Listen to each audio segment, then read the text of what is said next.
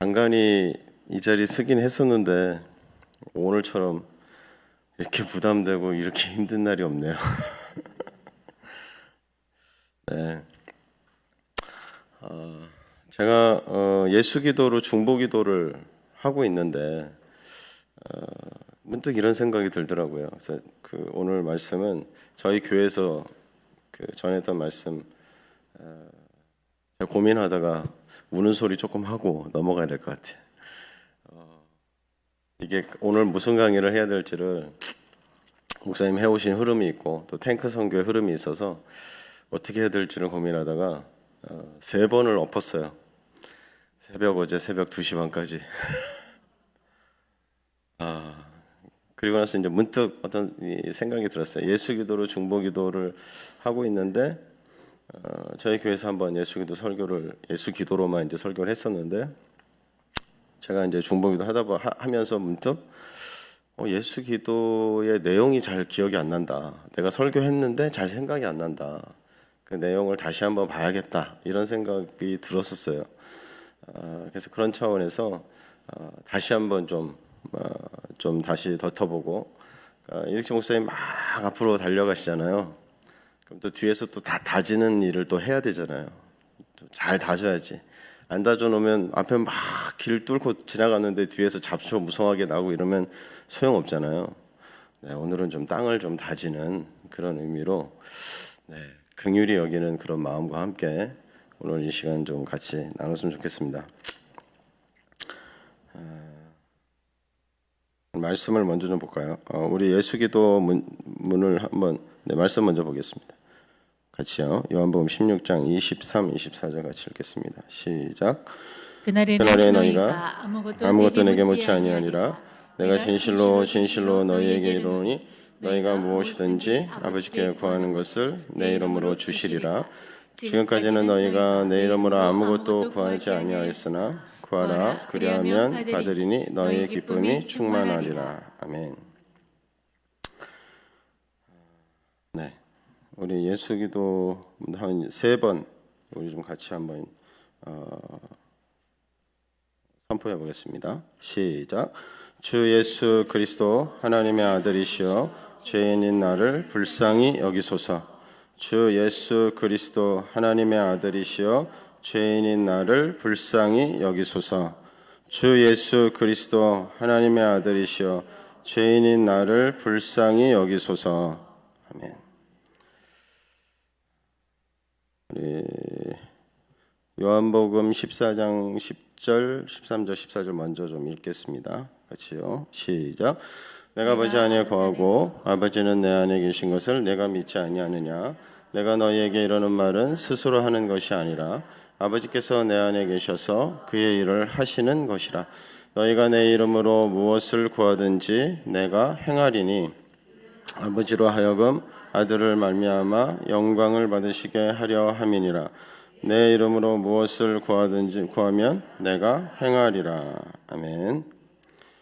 예수 기도는 어떤 사람이나 전통에 의해서 만들어진 것이 아니라 하나님과 그의 아들 예수님이 제정하신 기도라는 거죠. 그래서 예수님께서 스스로 하신 말이 하나도 없잖아요.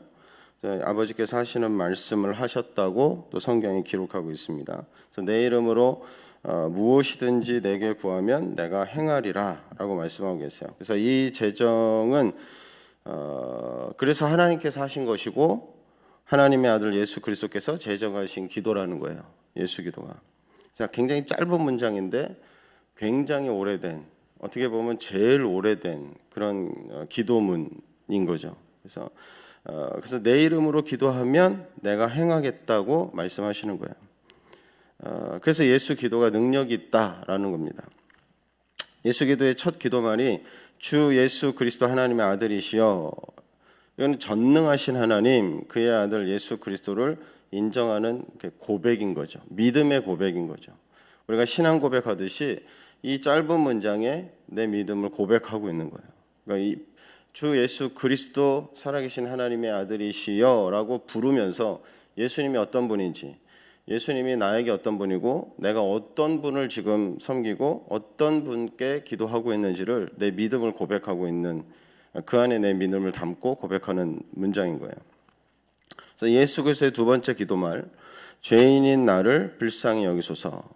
그것은 내가 어떤 자격이 있어서 구하고 받을 자격이 있고 이런 것이 아닌, 전혀 받을 자격이 없는 내가 나를 불쌍히 여겨주시는 주님의 그 자비하심에 완전히 의탁하는, 완전히 의존하는 그런 간구인 거죠. 내가 이래서 주님 이래야 됩니다. 이래서 이것을 주셔야 되고 이렇게 해야 되고, 우리 안에 어떤 그런 기도들이 있었던 거죠. 그런 기도들을 해왔던 거고, 노골적으로 그렇게 표현 안 했어도 그런 마음들이 담겨져 있었고, 그런데 우리 안에 이 기도는 전혀 주님 나에게 그런 자격이 없습니다. 그럼 구할 자격도 없고 받을 자격도 없고, 단지 주님 앞에 주님이 주시는 것은 주님의 자비와 주님의 그 사랑 가운데 베푸시는 은혜입니다. 그래서 온전히 주님 앞에 의존하는 그런 간구인 거죠. 성전의 세리와 같이, 우리가 성전의 세리가 한쪽 구석에 무릎과 무릎 사이에 머리를 박고 정말 얼굴도 들지 못하고 죄인인 나를 불쌍히 여겨달라고 기도했던 그 세리의 기도와 같이 그런 심정으로 기도하는, 그러니까 하나님 앞에 온전히 통회하고 절규하는, 우리의 영혼에 절규하는 그런 기도라는 겁니다. 구원은 오로지 하나님의 절대 영역인 거죠. 그 하나님 앞에 겸손하게 엎드리는 기도, 주님 앞에 내세울 어떤 의도가 내게 없음을 고백하는 거예요. 완전히 엎드리는 거죠. 완전히 부복하는 거죠. 그래서 예수 기도와 경배가 함께 가는 거예요. 완전히 엎드리는, 하나님 앞에. 그래서 스스로 겸비해서 엎드리는, 그 겸손이 바로 하나님 앞에 올라가는 그런 기도의 제물을 우리가 올려드리는 그런 기도라는 거죠. 그래서 그 겸손이라고 하는 이 책에 이제 제가 이런 책도 있더라고요. 예수기도라는 책. 그래서 이거 좀 제가 알아서 이렇게 찾아서 막 구할 수 있는 제가 그런 감각이 없어서 한번 가끔씩 이득재 목사님 무슨 책 샀다고 이렇게 자랑하실 때가 있어요. 그럼 얼른 눈으로 싹 스캔해가지고, 제가 책은 잘 빨리 못 읽는데 사는 건 좋아해요. 그래서 아내한테 좀 가끔 혼나는데 도서관에서 빌려서 읽으라고, 왜 사냐고. 사야 읽는 거죠. 그래서 일단은 사놓고 읽었어요. 쫙. 제 책을 굉장히 늦게 읽는 스타일인데, 읽다가 보니까 이 안에 이제 어떤 여러 가지 얘기들이 있는데, 이 속사람의 커리큘럼이라는 이 책에도 예수기도가 나오고, 근데 이 책에 보니까 이제 훨씬 양도 많고 또 여러 가지 얘기들 좀 많이 있더라고요. 근데 이 안에 보면은 하나님 겸손이 그 하나님의 면전에 올라가는 기도의 제물, 그러니까 우리가 기도의 제물을 올려놓는 유일한 제단이라는 거예요. 겸손의 제단 위에 제물이 올려질 때 그것을 하나님 받으신다는 거예요. 하나님 앞에 올려드려지는, 그러니까 다른 동기나 다른 목적으로 드려지는 어떤 기도나 어떤 예배나 어떤 것이 아니라 오직 유일한 제단은 겸손이다. 그러니까 세리의 기도와 같이 주님 그 바리새인의 기도와 세리의 기도를 주님이 보시고 세리의 기도를 칭찬하신 것처럼 겸손의 제단 위에 올려놓은 제물인 거죠. 그러니까 예수 기도라는 것 자체가 겸손의 그 바탕 위에, 겸손의 제단 위에 세워지는 기도라는 거죠. 겸손은 하나님께서 은혜의 선물을 담아주시는 유일한 그런 그릇이라는 거예요. 그래서 우리가 겸손의 영을 부어달라고 기도하잖아요. 그래서 예수 기도는 애통하는 기도고 절규하는 기도고 겸손의 기도라는 거예요. 그러니까 예수님의 발 앞에 우리가 머리를 조아리는, 엎드려 경배하는 그런 기도인 거죠. 근데 이 예수 기도 가장 오래된 기도라고 그러더라고요. 가장 오래된 기도다. 예수님이 제정하신 기도이니까 예수님으로부터 우리 초대교회가 예수님으로부터 시작되고 출발한다고 볼 때 예수님이 제정하신 기도니까 처음 시작된 기도라고 말해도 과언이 아닐 만큼. 근데 뭐 그런 기록이나 그런 역사적인 어떤 부분들은 제가 못 찾아봤지만 이 책에도 보면 그렇게 얘기하더라고요. 제일 오래된 기도다. 그래서 예수님이 제정한 기도이니까 제자들로부터 시작된 기도라는 거죠. 그 제자들이 그렇게 기도하고. 그러니까 지금의 예수 기도와 같은 그런 문장은 기도 문장은 아니었다 할지라도 예수님의 이름으로 기도했을 거라고 생각이 되는 거예요. 짧은 문장으로 기도했다. 그런 정도의 기도 기록만 있대요. 그래서 왜냐하면 복음서와 사도행전과 서신서들 이 제자들이 예수의 이름으로 귀신도 쫓고 병자도 내쫓고 병자도 치료하고 놀라운 기적들을 행했잖아요. 예수님의 이름으로. 그래서 전도 훈련하고 돌아와서 막 고백하잖아요. 예수님의 이름으로 귀신도 나가고 병자도 고쳐지더이다 하면서 너무 막 흥분해 갖고 얘기하는 그 사건들을 우리가 좀 기억하시죠. 그래서 그들이 주님의 이름으로 어떻게 기도했는지는 우리가 알 수 없지만 그들을 확실히 주님의 이름으로 기도했다라는 거죠. 그래서 예수 그리스도께서 친히 내 이름으로 구하라고 명령을 하세요. 그러니까 요한복음 14장, 16장 두 번이나 반복해서 말씀하고 계시잖아요. 내 이름으로 기도하라고. 근데 성경에 딱 두 번밖에 안 나오는데요. 근데 그 두 번 나오는 사건으로 예수 기도로 다 그렇게 모든 사람이 초대교회에서 그렇게 기도했다고 말할 수 있습니까? 우리가 그렇게 생각할 수도 있는데 좀 다르게 생각해 보면 이게 너무나 일반적인 보편적인 기도이기 때문에 굳이 이 부분에 대해서 설명하고 이 부분에 대해서 기록할 필요가 없었다. 그래서 단 두 번밖에 기록이 안 됐다라고도 우리가 좀 추측해보고 생각해볼 수 있다는 거죠. 모두가 다 아는 것을 굳이 기록하고 굳이 그 부분에 설명할 필요가 없었던 거죠. 기독교 전통 속에서 이제 4세기로 거슬러 올라가서 보면 짧은 기도문으로 되뇌이는 기도를 실천했다 이런 기록이 있대요. 그러니까 4세기부터 이런 짧은 기도문으로 계속 반복해서 되뇌이는 그런 기도를 실천했다 이런 기록이 있는데 그들도 그 기도의 근거를 그 기도의 원형을 예수님의 이름으로 찾고 예수님을 근거해서 기도를 했다는 거죠. 그래서 지금의 단순한 기도문이 우리가 지금 하는 그런 기도문으로 계속 진행돼 오면서 이렇게 우리 앞에도 오게 된 거죠. 그래서 그 당시는 손으로 기록한 성경책이 너무나 귀했잖아요.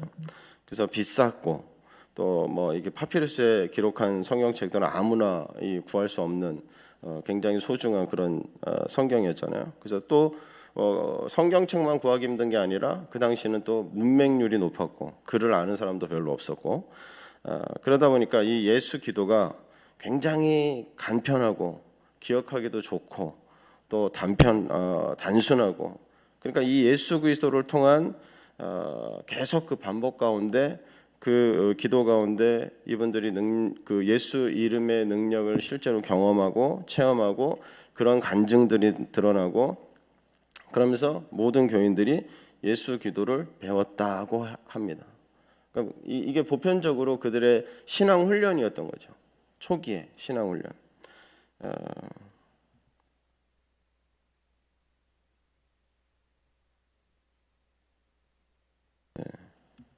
이게 순서가 좀 바뀌었네요. 그리스에 가면 아토스 성산이라는 곳이 있대요. 저도 안 가봤는데 가보고 싶습니다. 이런 처음에 저는 이제 아토스 성산 그러면 아토스 수도원이 있는 줄 알았어요. 근데 이 섬 전체가 다 이런 수도원들이 있는 그래서 그냥 거룩한 산 그래서 아토스 그 섬에 그 수도원들이 여러 개 있어서 그냥 아토스 성산 이렇게 부른다 그러더라고요. 그래서 이런 수도원들이 있는 거예요. 이게 다 다른 수도원들이에요.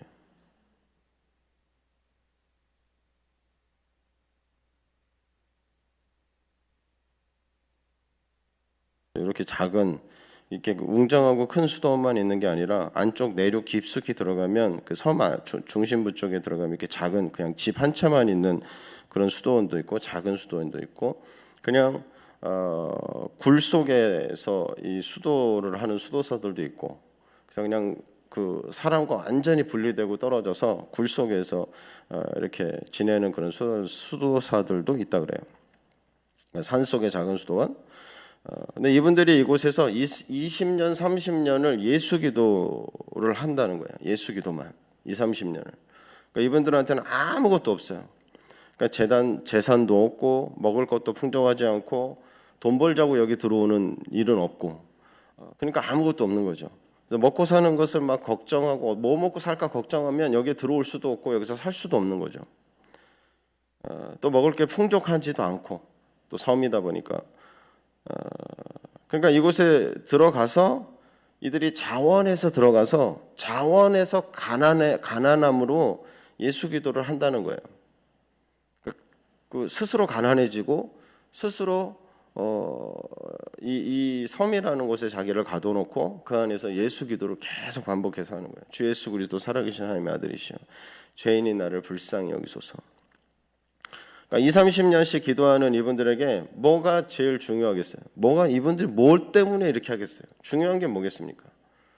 진짜 재물도 아니고 명예도 아니고 뭐 좀 승진하는 것도 아니고 뭐가 제일 중요하겠습니까? 그리고 또 이 아토스 성산은 금녀의 산이래요.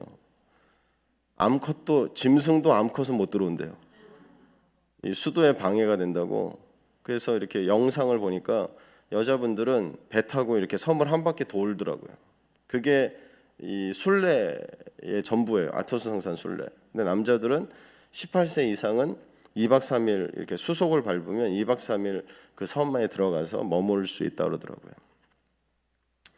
그러니까 이분들에게 무슨 다른 갈망이 있겠냐는 거예요. 그곳에서. 그러니까 이분들에게 제일 중요한 것은 그냥 오직 한 가지. 하나님, 내가 주님 안에 거하고 주님이 내 안에 거하고, 그런 삶 아니겠어요? 지금 우리가 나누고 있는 주제처럼 주와 온전히 연합하는, 주님과 온전히 하나 되는, 주님의 임재로 충만한 그 삶을 갈망하고 그 삶을 위해서 스스로 굉장히 가난해지고 스스로 단순해지고 그 삶을 계속 반복하는 거죠. 그 섬 안에서 매일 새로운 삶을 살 수 있겠습니까? 생활이 굉장히 단조로워지고 똑같은 삶을 계속 반복할 수밖에 없는 거죠. 근데 이분들이 예수 기도를 그렇게 반복하면서 20년, 30년을 계속 그 가운데 지내는 거예요.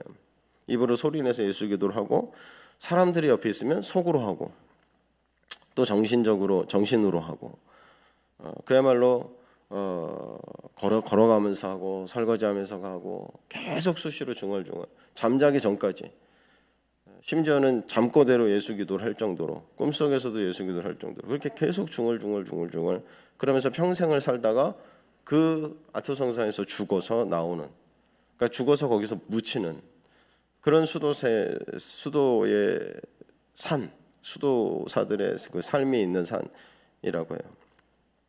주 예수 그리스도 살아계신 하나님의 아들이시여. 이 고백이 누구의 고백이죠? 베드로의 고백이잖아요. 우리 말씀 한번 읽어볼게요. 마태복음 16장 15절 말씀 19절까지요. 시작. 일시에 너희는 나를 누구라 하느냐? 시몬 베드로가 대답하여 이르되 주는 그리스도시요 살아계신 하나님의 아들이시니이다. 예수께서 대답하여 이르시되 바요나 시몬아 내가 복이 있도다. 이를 내게 알게 하는 이는 혈육이 아니요 하늘에 계신 내 아버지시니라. 또 내가 내게 이르노니 너는 베드로라. 내가 이 반석 위에 내 교회를 세우리니 음부의 권세가 이기지 못하리라. 내가 천국 열쇠를 내게 주리니 내가 땅에서 무엇이든지 매면 하늘에서도 매일 것이요 내가 땅에서 무엇이든지 풀면 하늘에서도 풀리리라. 아멘. 이 말씀의 배경이 가이사랴 빌립보잖아요.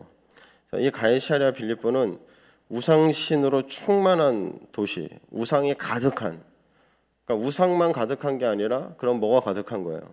그 안에 모든 문화가 우상 문화고, 모든 언어도 우상의 언어고, 모든 소통과 모든 관계, 모든 나누는 게 다 우상의 그 분위기, 영적 분위기로 충만하고 가득 차 있는 곳이라는 거죠. 그곳에서 예수님께서 이 제자들에게 사람들이 인자를 누구라 하느냐 물으신 거예요. 그리고 많은 사람들이 하는 말과 달리 너희는 나를 누구라 하느냐고 물으신 거죠. 그때 시몬 베드로가 뭐라고 대답했어요? 주는 살아계신 하나님의 아들이시라고. 이 고백이 하나님은 얼마나 기쁘게 하셨는지 이 고백을 한 시몬에게 내가 복이 있다라고 하시면서 내가 네 반석 위에 교회를 세우리니 음부의 권세가 이기지 못하리라 라고 선포하신 거죠. 그러시고 천국 열쇠를 베드로에게 주신 거죠. 이 가이사랴 빌립보. 이곳에서 우상이 주님이 있잖아요.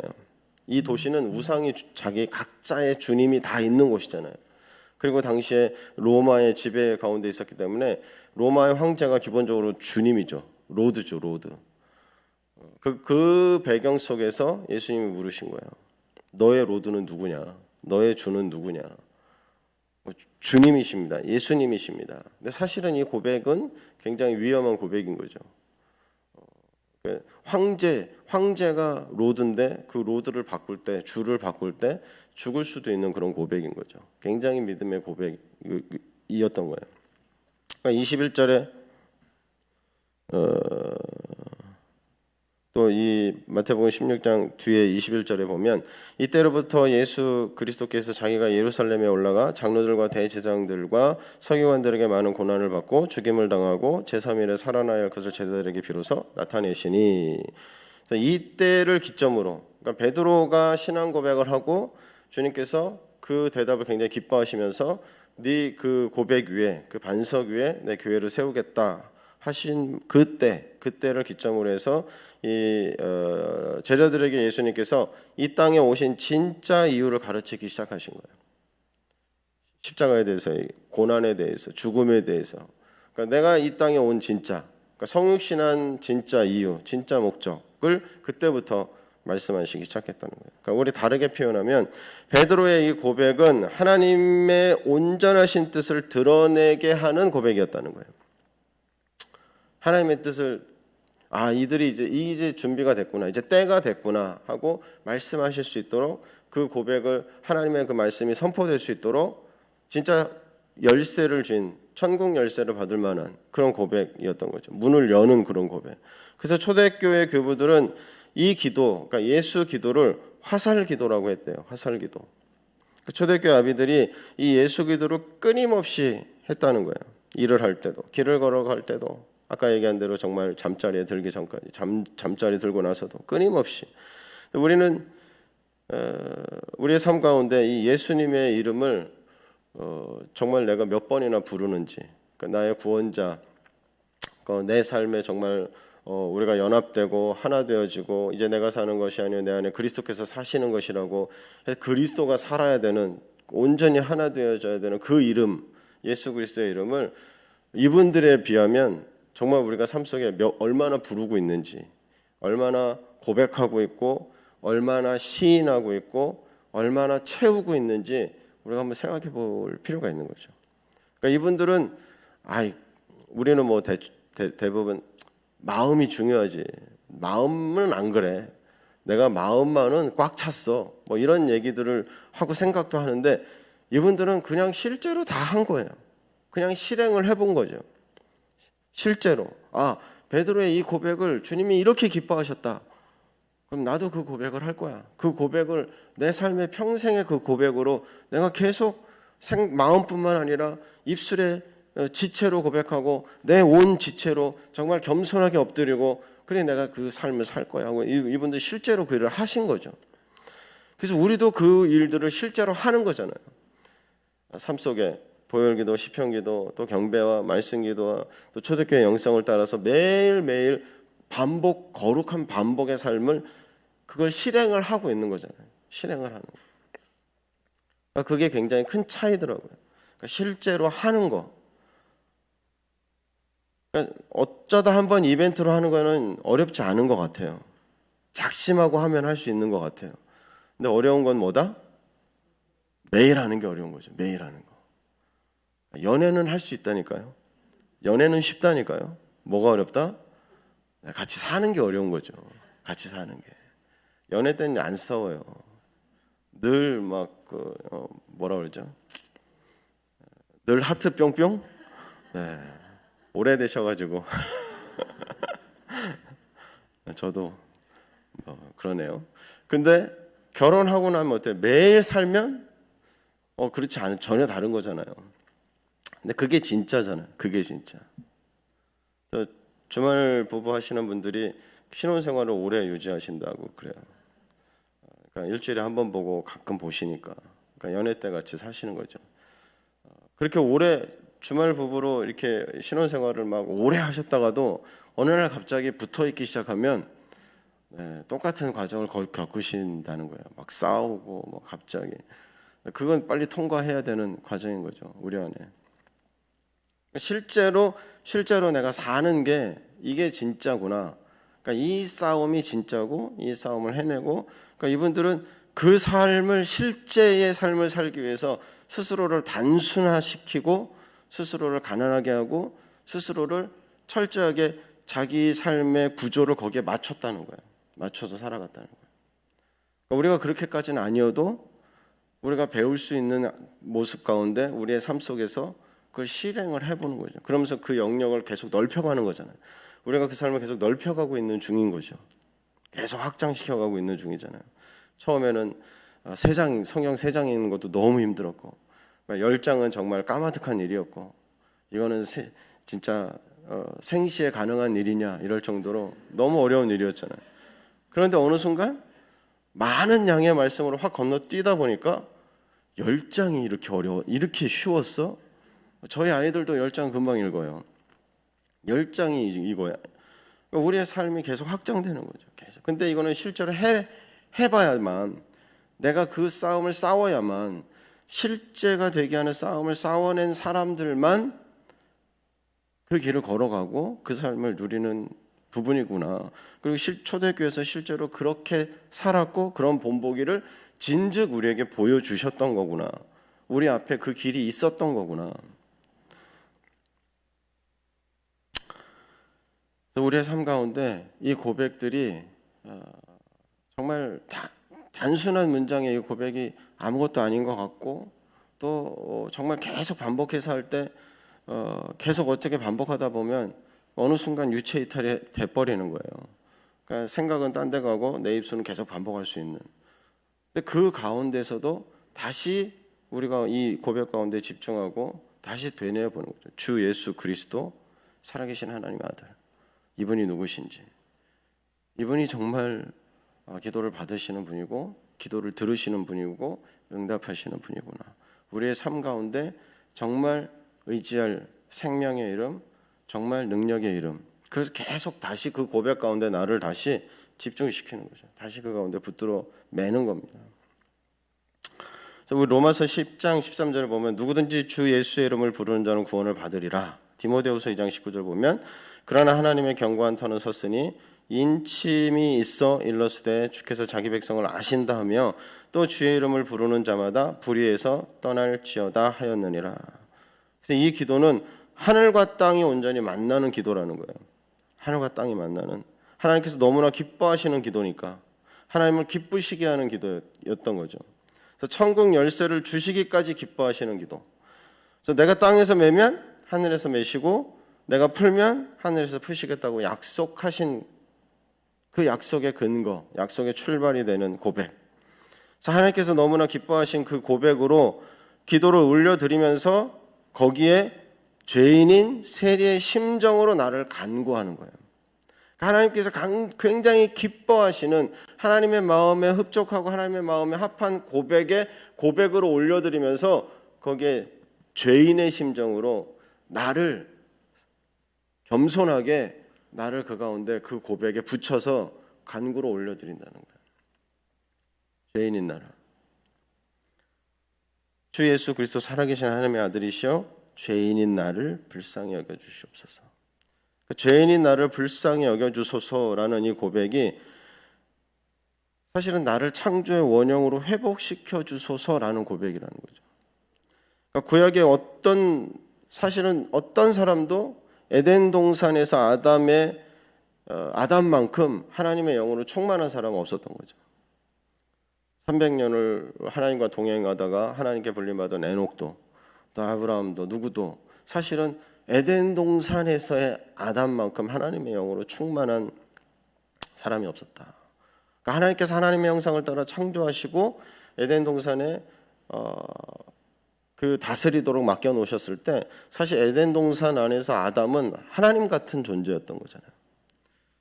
하나님이 안 계실 수 없지만 어디나 계시고 언제나 계시는 분이시지만 그러나 에덴 동산에서 아담이 하나님의 영으로 충만해 있어서 그냥 그 자체 그 안에 하나님의 뜻으로 충만하고 하나님의 생각으로 충만하고 하나님 되심으로 충만해 있어서 아담이 말하는 게 곧 하나님이 말씀하시는 거고 아담이 다스리는 거 하나님이 다스리는 것이고 그래서 에덴 동산에서 아담은 하나님과 같은 존재였다는 거죠. 우리가 고백하는 내 안에 이제 내가 사는 것이 아니요 내 안에 그리스도께서 사시는 것이라 할 때 이 원형의 회복을 고백하는 거잖아요. 그 선포로 내 안에 그리스도로 충만한 그리스도로 온전히 채워지는 하나님의 영으로 충만한 그 에덴 동산 안에서야 에덴 동산에서야 그 아담 하나님과 온전히 삼위일체 하나님과 온전히 연합되고 하나 됐던 그 모습의 회복을 고백하는 거라는 거예요. 그 고백으로. 그러니까 하나님께서 그래서 에덴 동산에서 아담의 다스림은 그냥 하나님의 다스림이었고 그래서 그 안에 평강과 형통과 축복이 충만했던 곳. 그래서 하나님은 우리를 그렇게 창조하셨고 지금은 죄로 인해서 우리가 타락하고 망가지고 깨어져 있지만 나를 그 창조의 원형으로 주님 회복하기를 원하시고 우리도 그 원하심에 하나님의 원하심에 동일하게 반응하는 거죠. 하나님 나도 그것을 갈망하고 그것을 원합니다. 창조의 원형을 회복시켜 주세요. 그 고백이 똑같은 고백이 내 안에 그리스도가 사시는 것이라는 고백과 같은 고백인 거잖아요. 그리고 지금 구원의 절기 가운데 우리가 계속해서 나누는 그 주제가 뭐예요? 하나님과 연합되는 삼위일체 하나님과 연합되는 이게 같은 모습인 거죠. 같은 모양인 거죠. 주님 나를 불쌍히 여겨주십시오. 나를 창조의 원형으로 회복시켜 주십시오. 하나님과 온전히 하나 되고 하나님과 온전히 연합된 모습으로 회복시켜 주십시오. 더 이상 분리되고 나뉘어져서 정말 아비 없는 고아처럼 하나님께 구하지도 구해야 될 하나님의 마음에 합한 그런 기도를 드려야 될 그 하나님과 온전히 합해야 될 내가 엉뚱하게 사람의 소리들로 충만하고 그 사람의 마음에 가득한 것이 입으로 나온다고 하셨는데 내 입에서 계속 죽음과 부패와 썩은 것들이 나오는 하나님 원형의 그 모습으로 회복시켜 주십시오. 이게 내 본 모습이 아닙니다. 이게 내가 사는 본 그 모습의 삶이 아니지 않습니까? 주 예수 그리스도 살아계신 하나님의 아들이시죠. 죄인인 나를 불쌍히 여기소서. 나를 하나님과 온전한 연합된 그 모습으로 회복시켜 주십시오.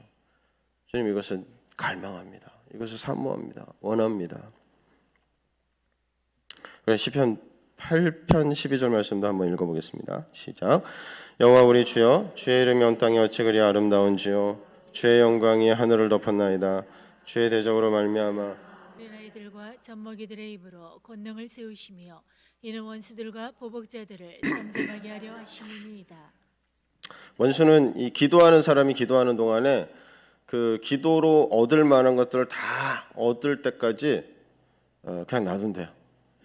그 기도를 다 마치고 다 끝난 뒤에 그리고 그때 우리가 승리감에 도취해서 굉장히 만족감에 풀어질 그 시점에 빼앗아 간다는 거예요. 그래서 원수를 보복자라고 부른다는 거죠. 내가 이제 성공했다, 이겼다, 응답 받았다, 얻었다라고 했을 때, 긴장이 풀어졌을 때, 그때 보복하는 게 이 원수의 특징이라는 거예요. 보복이 그 당시에 싸우는 것보다 보복이 훨씬 더 두렵잖아요. 보복이 두려워서 충돌하고 싶지 않고 나중에 원수질까봐. 그게 무슨 말이에요? 원수질까봐 피하고 참고. 원수진다는 말은 뭐냐면 나중에 보복당할까봐 하잖아요. 보복이 훨씬 무서운 거예요. 사실은 뒤끝이 많다. 이것도 보복하는 거예요. 보복. 이 원수의 속성에 속하는 거예요. 그래서 우리가 뒤끝을 이게 끊어내야 돼요. 잘라내야 돼요. 난 뒤끝 많아. 이게 별로 자랑할 일이 아닙니다. 네, 이게 주님께 가까이 있는 영역이 아니고요. 반대쪽에 있는 영역이에요. 그래서 우리는 뒤끝이 없어야죠. 네. 온전히 우리가 기도로 얻은 것들, 기도로 받은 것을 지켜내기 위해서 그것을 끝까지 지키고 빼앗기지 않기 위해서 깨어 있어야 된다. 항상 깨어 있고 항상 기도하는 거. 그래서 초대교회 아비들은 항상 기도하는 것을 어떻게 했어요? 예수 기도로 이렇게 항상 기도했다. 실제로 항상 기도했다는 거예요. 실제로. 그러니까 우리는 항상 기도하는 게 어렵고 쉬지 말고 기도하는 게 이게 잘 이해가 안 되고 이게 풀어지지 않고 어려우니까 막 여러 가지로 해석을 하잖아요. 근데 이분들은 그걸 문자 그대로 한 거예요. 그냥 그 삶에서 계속 예수 기도로 쉬지 않고 계속 실제로 하신 거예요. 완전 다르죠. 때때로 하나님을 잊어버리고 우리가 태만함 때문에 기도해서 얻었다고 생각하는 것들을 잃어버릴 때가 있다는 거예요. 나도 모르게 이렇게 우리가 태만할 때 우리가 문을 열어줄 때가 있다는 거예요. 이 금을 정련하는 사람들, 또 이렇게 쇠를 달궈서 어떤 이렇게 망치질을 해서 재련하고 그래서 어떤 모양을 만드는 사람들이 이 용광로의 불을 잠깐 꺼뜨리면 어떻게 돼요? 그동안 정련했던 재료가 다시 굳어져 버리는 거죠.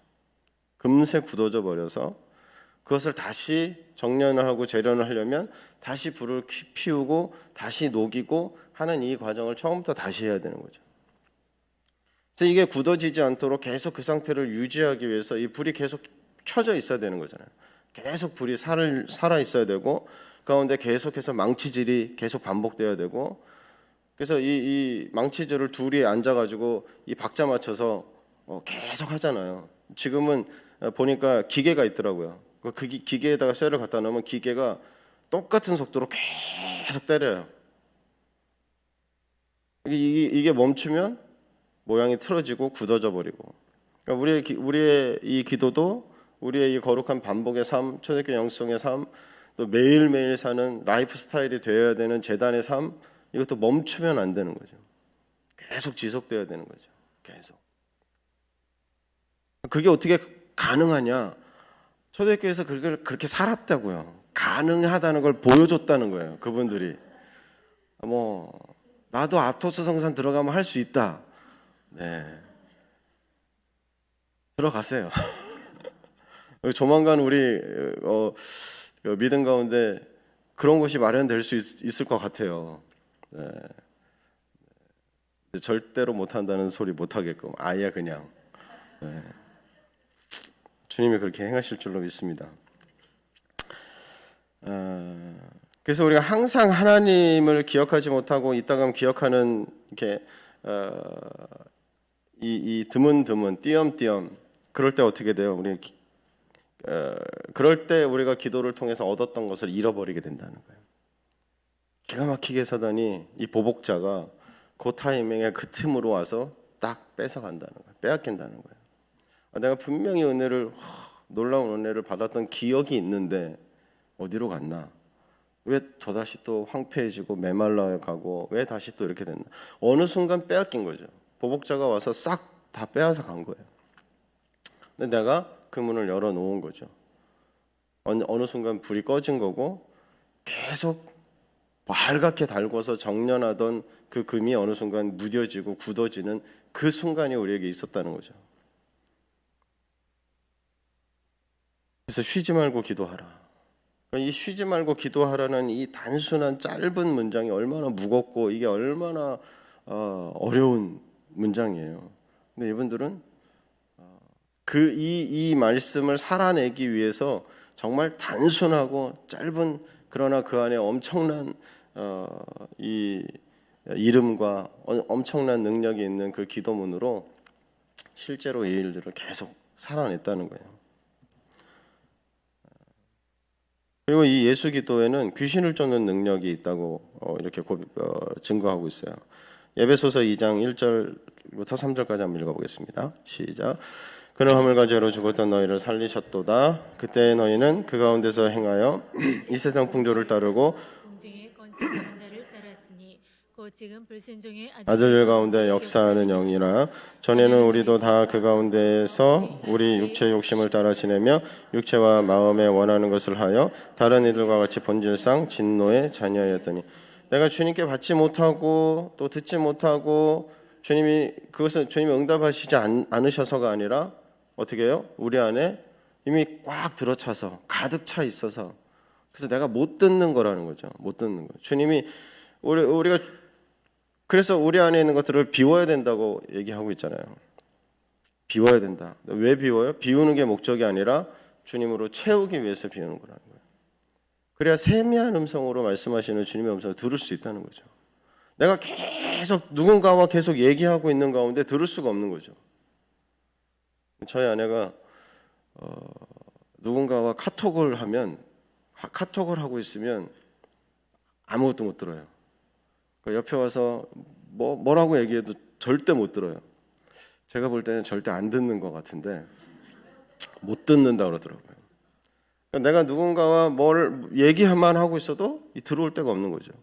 내 마음과 관심사가 어디 다른 곳에 있거나 또는 다른 어떤 것들로 내 안에 염려와 근심이 가득 찼던 또는 이 세상의 어떤 만족과 기쁨으로 가득 찼던 뭔가가 내 안에 가득 차 있으면 주님이 들어올 수가 없고 주님의 말씀을 들을 수가 없고 주님이 내 안에 오실 수가 없다는 거죠. 그리고 주님의 거처로 주님이 내 안에 오셔서 사시는 거처를 만든다라는 것은 우리 안에 먼저 비우는 일이 있다는 거죠. 그러니까 비우는 게 목적이 아니고 채우는 게 목적이라는 거예요. 채우기 위해서 비운다는 거죠. 주님으로 채우기 위해서.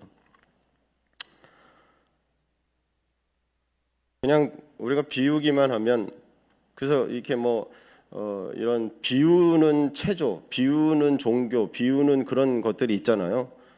근데 비우기만 하면 위험하잖아요. 우리 성경적으로 보면 비워놨더니 깨끗하게 청소해놨더니 어떻게 됐어요?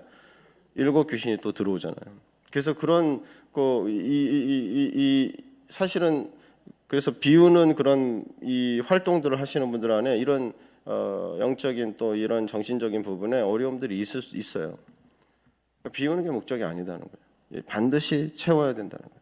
근데 다른 것들로 가득 차 있는 상태에 있을 때 우리는 듣지를 못한다는 거예요. 근데 악한 원수가 그래서 에베소 말씀처럼 육체의 욕심을 따라서 지낼 때 또 육체의 마음이 원하는 것을 할 때 들어온다는 거예요. 우리 안에. 본질상 진노의 자녀와 같은 모습으로 우리가 돌아갈 때 그러니까 갑자기 확 그리 넘어가는 게 아니라 계기가 있는 거죠. 아주 작은 것으로부터.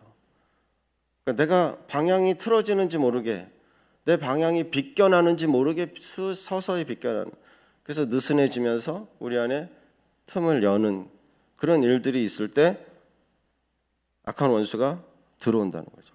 그래서 우리가 합법적으로 문을 열어주는 꼴이 되는 거죠. 불순종의 아들들에게 역사하는 영을 향해 우리가 문을 열어주는 겁니다. 그래서 초대교회 교부들이 이렇게 들어온 악한 영들을 항상 부지런히 회개하는 생활을 했다는 거예요. 그래서 예수 기도로 몰아냈다는 거예요. 예수 기도로. 그러니까 왜 이분들이 매일 그렇게 반복적으로 예수 기도를 하냐? 예수 기도로 그 가운데 그런 의미도 있다는 거예요. 그러니까 나도 모르는 사이에 내가 의도하지 않았지만 어느 순간에 내 안에 악한 것이 들어오고 원수가 들어올 수 있다는 거예요. 그러니까 마치 욥이 자기 아들들이 잔치를 벌이고 나서 그들을 정결하게 하고 성결하게 하는 예식으로 다 하나님 앞에 예물을 드리고 제사를 드렸음에도 불구하고 그리고 나서 또 자기가 또 하나님 앞에 제사를 드리잖아요. 혹시나 하나님 앞에 범죄한 게 있을까 해서 다시 또 하나님 앞에 제사 드리는 것처럼 이분들이 수시로 예수 기도를 하는 이유 중에 하나가 또 그거라는 거예요. 악한 원수가 내 안에 들어오는 것들을 계속 내가 고백하고 내가 입술로 시인하고 나는 하나님의 전이라는 것을 계속해서 예수 기도로 고백할 때 악한 것이 내 안에 들어와 있을 수가 없다는 거죠. 빠져나간다는 거죠. 그래서 부주의함으로 인해서 우리 안에 들어온 귀신들을 이 악한 영들을 예수 기도로 몰아내기 위해서 전력을 다하라고 당부해요. 초대교회 아비들이. 그러니까 가르칠 때 이 초신자나 그 그 밑에 이제 그 수도사들을 가르칠 때 그렇게 가르쳤대요. 전력을 다해서 예수 기도를 하라고. 그러니까 전력을 다해서 한다는 것은 막 이렇게 선선히 조깅하는 거랑 전력 진주하는 거랑 다르잖아요. 완전히 이 호흡법도 다르고 쓰는 근육도 다르고 다 다른 거예요. 그러니까 예수 기도를 전력으로 하라는 거예요. 언제 악한 원수가 틈탄다는 거예요. 네가 기도해서 얻은 것들 다 빼앗아가는 보복자가 틈타고 굉장히 내 안에 그동안 이 제단의 불을 꺼뜨리지 않기 위해서 거룩한 수고와 반복 가운데 어느 순간 그 불이 꺼질 수 있는 그 틈으로 꺼뜨리는 그 악한 원수들이 들어온다는 거예요. 그래서 그것을 네가 차단하고 막고 악한 원수를 쫓아내는 일을 위해서 계속해서 이 불이 살아있게 내 안에 성결함과 거룩함을 유지하는 그 일을 위해서 예수 기도로 전력을 다하라, 이렇게 가르쳤다는 거예요. 마가복음 16장 17절 말씀 한번 읽어볼게요. 시작. 믿는 자들에게는 이런 표적이 따르리니 곧 그들이 내 이름으로 귀신을 쫓아내며. 예수 기도는 사람 내면에 있는 귀신을 드러내고 쫓아내는 기도라는 거예요. 히브리서 말씀에도 보면 예수 기도라는 이제 이 책을 보면 예수 기도의 적용 단계가 있대요. 처음에는 정신에만 작용을 한대. 우리가 예수 기도를 반복하고 주 예수께서 살아계신 하나님의 아들이셔 죄인인 나를 불쌍히 여기소서 이걸 막 반복할 때 정신에만 작용을 한다는 거예요. 그래서 예수 기도를 반복할 때 평온함과 집중의 상태로 이끈다는 거예요. 그래서 계속 정신에 작용할 때 우리가 예수 기도, 주 예수께서 살아계신 하나님의 아들, 예수님에 대해서 집중하고 하나님의 아들 살아계신 그 이름에 대해서 집중하고 그리고 죄인인 나에 대해서 또 새롭게 내가 죄인임을 다시 고백하면서 나 자신에 대해서 집중을 하게 되는 거예요. 죄인의 모습에. 그리고 나서 그 다음 단계로 이 예수 기도가 마음을 뚫고 들어가기 시작하는 거예요. 죄를 드러내고 가책과 슬픔을 느끼게 한다는 거예요. 하나님의 아들임에도 불구하고 하나님의 영으로 충만한 존재로 창조하셨음에도 불구하고 지금은 죄로 타락해서 우리 안에 완전히 깨지고 망가진 하나님의 영으로 충만해야 될 이 성전이 온갖 다른 것들로 가득 찬 강도의 소굴이 되어버린 그 모습을 슬퍼하시고 그 모습을 통회하시는 하나님 아버지의 마음이 느껴지는 거예요. 그 아버지의 마음이 우리 안에 부어지는 거예요. 그러니까 우리 안에 아버지가 나를 보시면서 느끼는 그 통회가 나의 통회로 우리 안에 하나 되어지는 거죠. 그게 느껴지는 거예요. 그래서 우리 안에 그 가책과 그 슬픔, 우리의 마음을 뚫고 이 기도가 들어가서 정말 내가 하나님 앞에 고백해야 될 고백이 무엇인지, 시인해야 될 것이 무엇인지, 구해야 될 것이 무엇인지, 우리의 표면적인 것을 넘어선 이 안에 진짜를 끄집어 올리는 거죠. 그리고 이 예수 기도가 그 다음 세 번째 단계로 더 깊이 들어가면서 점진적으로 우리의 영혼과 몸의 모든 지체에 작용한다는 거죠. 그래서 내 안에 각 지체 모든 곳에서 죄를 몰아내는 거예요. 그러니까 우리가 각 지체에 있는 여리고들을 허물고 찔러 쪼개고 그래서 모든 곳에서 이 죄의 보좌들, 그 보좌들을 허무는 거죠. 귀신들이, 악한 영들이, 악한 원수가 지배하고 또 영향력을 끼치고 원수의 그 독이 우리 안에 그 영향을 끼쳤던, 그래서 오랫동안 그런 것들을 다 제거하고 없애는, 그래서 우리 몸의 모든 곳에 다 확장되고 확산돼서 이 온전히 치유하고 회복하는 그런 영향을 끼친다는 거예요. 그래서 영과 혼의 모든 부분에서 이 악을 제거한다. 이렇게 적용의 단계를 세 단계로 설명을 해요. 각 지체의 죄의 장벽들을 다 제거하게 된다는 거예요. 예수 기도를 계속 반복하며 그 삶을 살았던 그분들이 이 예수 기도에 대해서 그렇게 설명하고 표현하고 있어요. 그래서 주여 주의 이름이면 귀신들도 우리에게 항복하더이다. 제자들이 전도를 파견받아서 나가서 돌아와서 예수님의 이름에 대해서 예수님의 이름이 이런 역사가 있고 이런 능력이 있더이다라고 고백하고 있는 거죠. 그리고 예수 기도로 이분들은 중보 기도를 했어요. 마태복음 5장 8절 말씀을 한번 읽어보겠습니다. 시작. 마음이 청결한 자는 복이 있나니 자기 하나님을 볼 것이며. 청결한 마음은 이 청결한 마음이라는 의미가 한 마음을 뜻하는데요. 한 마음, 그러니까 두 마음이 아니라 한 마음. 그게 청결한 마음이라는 거예요. 그래서 갈라지지 않은 마음, 나눠지지 않은 마음, 그런 상태를 청결한 상태라고 한대요. 그러니까 히브리 전통에는 하나님을 본다, 또 하나님을 안다, 이걸 같은 의미로 봤대요. 그러니까 하나님을 보는 것과 아는 것은 같은 것이라는 거예요. 그러니까 사물을 우리가 육신의 눈으로 보고 영의 존재는 마음으로 보는 거죠. 우리가 속사람의 눈으로 본다 이런 표현을 우리가 쓰잖아요. 마음의 눈으로 보는 거죠. 그런데 이 마음이 성한 마음, 한 마음일 때 보인다는 거예요. 나누어진 마음은 볼 수 없다는 거예요. 그러니까 우리가 두 마음을 가지고서는 이게 안 되는 거예요. 그러니까 성한 마음은 한 마음, 나눠지지 않은. 그 한 마음이 주와 연합된 마음. 원래는 주와 연합된, 주와 하나 된 마음이고, 그렇게 우리가 하나의 마음이어야 되는 거죠. 그러니까 주님과 하나 된 마음, 나눠지지 않은 그 마음 가운데 주님이 보시는 것을 우리가 보게 되는 거죠. 그게 청결한 상태라는 거예요. 청결한. 누가복음 11장 34절에 보면 내 눈이 성하면 온전하면 온몸이 밝을 것이라고 말씀하시잖아요. 여기서 성하다는 말이 헬라어 원문으로는 싱글, 하나라는 뜻이에요. 다시 말하면 두 마음이 아니라 한 마음, 나눠지지 않은 마음이 온전한 마음이라는 거예요. 그래서 이 마음으로 기도할 때 하나님을 보는 복을 받는다는 거예요. 하나님을 보는 것이 뭐라고요? 아는 것이다라고 했잖아요. 한 마음, 싱글, 이 하나 된 마음, 성한 마음, 그럴 때 주님을 보는 복을, 그 축복이면 주님을 보는 복을 받는다. 이게 산상수훈의 청결한 자가 받는 복이라는 거죠. 마음이 청결한 자는 복이 있나니 한 마음을 가진 자는 복이 있나니 두 마음으로 나눠지지 않는 거죠. 세상의 염려와 재리로 또 많은 다른 것들로 나뉘고 쪼개지고 분리되는 것이 아니라, 그래서 성육신의 이 절기의 화두가 뭐예요? 연합이잖아요. 하나 되는 거잖아요.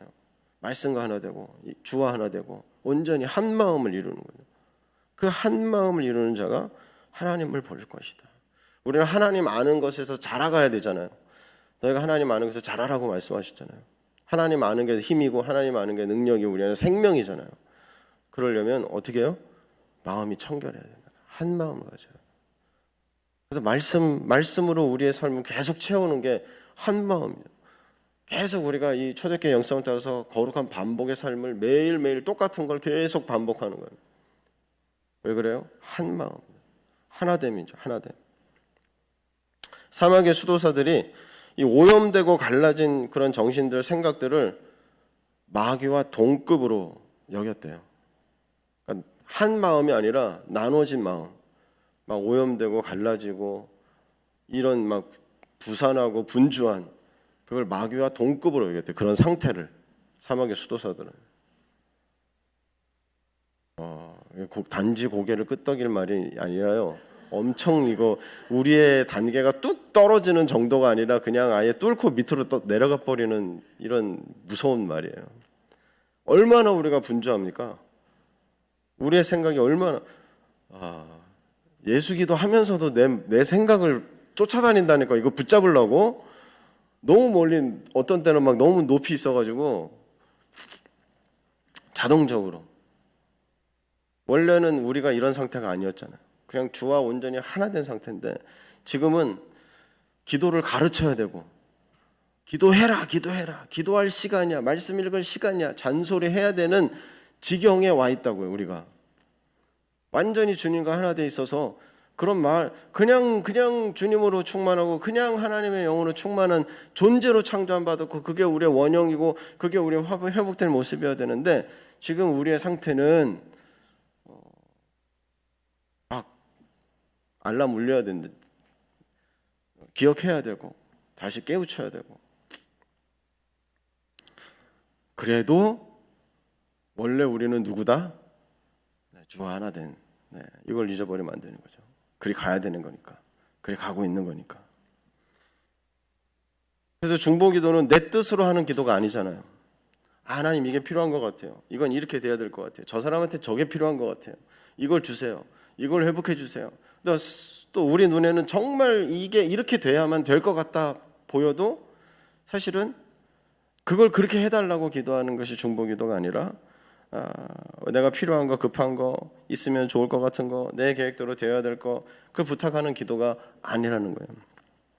중보기도에서 가장 중요한 것은 내 마음이 하나님의 마음과 일치되는 거라는 거예요. 똑같은 흐름이에요. 한 마음 되는 거. 그래서 하나님의 마음이 내게 부어져서 하나님의 마음이 말씀하시는 것은 그냥 내가 소리내는 거, 그게 중보기도라는 거예요. 그러니까 내 눈으로 볼 때는 이게 A에서 B로 가야 될 것 같은데 하나님의 마음은 A에서 C로 가라고 우리에게 부어질 때 그냥 내가 그 마음을 소리내는 거예요. A에서 C로 가라고. 그게 중보기도라는 거죠. 그러니까 듣는 사람도 이해가 안 되고 말하는 사람도 이해가 안 되고, 왜냐하면 내 생각은 B로 가야 맞을 것 같고 이 사람도 그걸 요구하고 있는데 주님은 C로 가라고 얘기하시면 그걸 그냥 그대로 시인하고 그대로 소리내는 게 하나님의 마음과 한 마음 되는, 그래서 나오는 소리가 중보기도다는 거예요.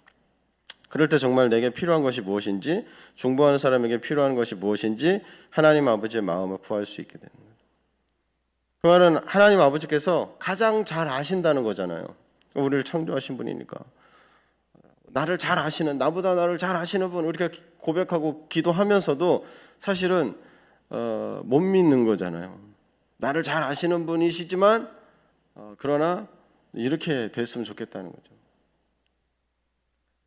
그러니까 내 눈에 보이지 않는 필요를 보시는 분이 하나님 아버지신데 내가 깨닫지 못하는 복을 아시는 분이시고, 그래서 그 하나님 아버지께서 오히려 나보다도 더 나를 복되게 하시기를 갈망하시는 분입니다.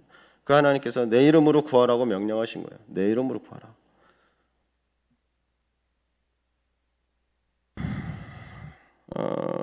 네.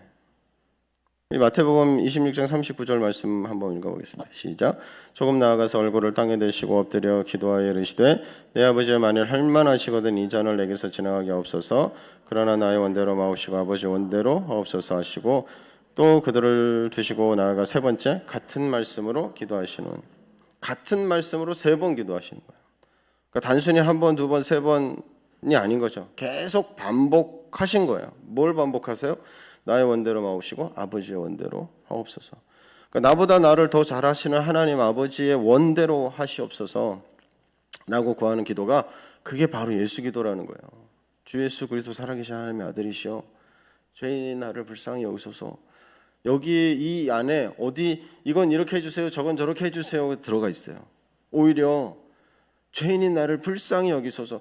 주님, 죄인인 나를 주님의 손에 맡깁니다. 주님의 손에 의탁합니다. 주님의 뜻대로 하십시오. 아버지의 뜻대로 하십시오. 아버지의 뜻대로 하시는 일이 가장 온전하고 가장 완전하고 그것이 가장 제게 축복이고 복입니다. 이 고백인 거잖아요. 왜냐하면 나를 만드신 분이고 나보다 나를 더 잘 아시는 분이시고 나를 향한 모든 계획을 가지고 그 계획을 신실하게 행하시는 그 아버지 하나님이시기에 죄인인 나를 아버지 손에 의탁합니다. 주님 불쌍히 여겨주세요. 불쌍히 여겨주세요. 제가 예수기도를 이렇게 중보기도를 예전에는 막 목록 놓고 이름 불러가면서 막 주여 삼창하고 한 30분 40분 좀 더 애쓰면 뭐 1시간 조금 가까이, 제가 또 권사님들처럼 그렇게, 제 목사들이지만 기도하는 걸 굉장히 싫어하는 사람이거든요. 그래서 그 막 전도사 할 때도 금요기도 하면은 저 뒤쪽에 숨어서 불 꺼지면 자다가 어떻게 하면 또 사무실에 무슨 일 없나 기웃거리고 어떻게 하면 기도를 안 할까 이렇게 늘 고민하던, 네, 예전에는 그랬어요. 예전엔 그땐 그랬지. 근데 지금은 그래도 기도해야 될 때가 되면 또 기도해야 되잖아요. 그럼 막 목에 적당히 기도가 성격이 또 그때는 또 성격이 적당히 기도가 안 돼요. 막 목에 핏대 세우고 기도 한번 하면 또 목 쉬고 막 이 정도 한단 말이에요. 근데 그런 기도가 너무 힘든 거예요. 생으로 쥐어짜니까 얼마나 힘들겠어요. 근데 이 예수기도, 최근에는 예수기도로 중보기도를 하다 보니까 이 마음을 계속 되뇌이는 거예요. 이 마음을 계속 집중하고 그러다 보면 이름을 불러가면서 주 예수 그리스도 살아계신 하나님의 아들이시여 죄인인 나를 불쌍히 여기소서. 항상 나를 먼저 하는데 어떻게 해요? 죄인인 나를 붙여서 하라고 그랬잖아요. 그리고 다른 분을 기도할 때는 죄인인 나는 빼고 그냥 누구를 불쌍히 여기소서. 그래서 나를 먼저 하고 다른 분을 위해서 또 경배하고 다른 분을 위해서 계속 기도할 때 어떤 분은 불쌍히 여기서가 굉장히 길어질 때가 있어요. 불쌍히 여겨주소서. 근데 그 불쌍히 할 때 마음이 막 따라가요. 그래서 어떤 때는 정말 그 긍휼하심, 아버지의 긍휼하심, 그 마음으로 기도하는. 네. 근데 문제는 자꾸 그런 이름이 늘어나요. 길어져요, 이게 시간이.